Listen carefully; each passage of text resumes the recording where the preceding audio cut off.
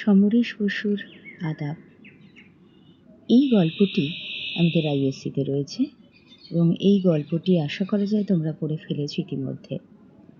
যারা এখনো পড়নি তারা কিন্তু পড়ে নিতে ভুলবে না। সমরেশ বসু তার এই আদাব গল্পের মধ্যে দিয়ে দেখিয়েছেন এক মানবতা, সাম্প্রদায়িক সম্প্রীতি এবং শ্রমজীবী মানুষের জীবন সংগ্রামের এক চিত্র, যেটা খুবই মর্মস্পর্শী। আদাব গল্পের পটভূমিতে যদি আমরা বলি যে এটি একটি সাম্প্রদায়িক দাঙ্গার সময়কে নিয়ে তৈরি হয়েছে। এই অশান্ত পরিবেশে দুজন সাধারণ মানুষ, একজন হিন্দু অন্যজন মুসলমান, সুতা মজুর আর নামের মাঝি, অপ্রত্যাশিতভাবে একই সঙ্গে আশ্রয় নেয় একটি স্থানে। শুরু হয় তাদের মধ্যে ভয় সন্দেহ, তারপর এসে যায় দুজনের মধ্যে কথাবার্তার মধ্যে দিয়ে একটা আন্তরিক আত্মীয়তা। বাইরে চলেছে দাঙ্গা, যেখানে ধর্মের ভিত্তিতে মানুষ মানুষকে হত্যা করে চলেছে। ধীরে ধীরে তারা বুঝতে পারে যে তারা দুজনেই একই রকম, অর্থাৎ সাধারণ পরিশ্রমী। তাদের দুঃখ কষ্ট, পরিবার, জীবনের সংগ্রাম সব এক। এই উপলব্ধি, এই ভাবনা তাদের মধ্যে এক মানবিক বন্ধনের জন্ম দেয়। ধর্মের ভেদাভেদ ভুলে তারা একে অপরকে সাহায্য করে এবং বেঁচে থাকার আপ্রাণ চেষ্টা করে। গল্পের শেষে আমরা দেখতে পাই আদাব শব্দটি বিশেষ তাৎপর্যপূর্ণ।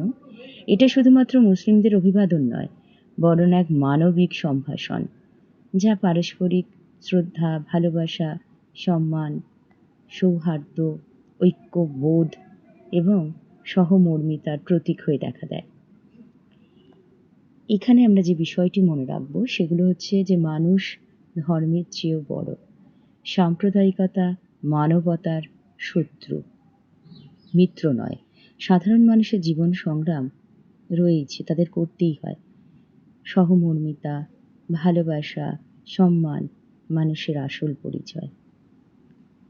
সমরেশ বসুর এই আদাব গল্পটি আমাদের শেখায় যে সংকট সমস্যার মধ্যে ধর্ম নয়, মানবতাই মানুষের প্রকৃত পরিচয়।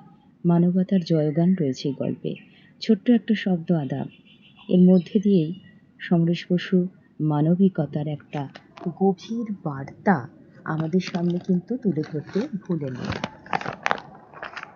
সমরেশ বসুর এই গল্পটি অর্থাৎ আমরা বুঝেই গেছি মানুষের অন্তরের সত্যিকারের পরিচয়কে কেন্দ্র করে রচিত। মানবতা রয়েছে, সাম্প্রদায়িক সম্প্রীতি রয়েছে। ধর্ম, জাতি বা সামাজিক বিভেদ মানুষের মধ্যে প্রকৃত সম্পর্ক গড়ে তুলতে কোনোদিনই পারে না, বরং মানবিকতা, সহমর্মিতা মানুষকে এক সূত্রে বেঁধে আনে। গল্পে হিন্দু মুসলমান দুই সম্প্রদায়ের মানুষের মধ্যে যে দূরত্ব বা ভেদাভেদ রয়েছে, যেটা সমাজে দেখা যায়, তা এখানে ধীরে ধীরে ভেঙে যায়। আদাব শব্দটি শুধুমাত্র সম্ভাষণ নয়, এটা একটা পারস্পরিক সম্মান, ভালোবাসার চিহ্ন।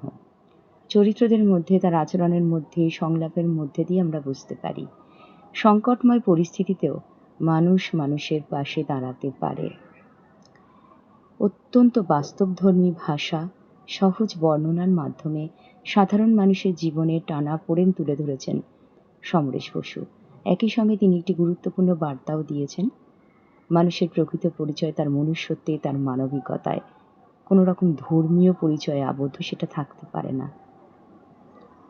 অতএব আমরা বলতে পারি এটি শুধুমাত্র একটি ঘটনার বিবরণ নয়, সাম্প্রদায়িক সম্প্রীতির একটি শক্তিশালী বার্তা বহন করেছে এই গল্পটি।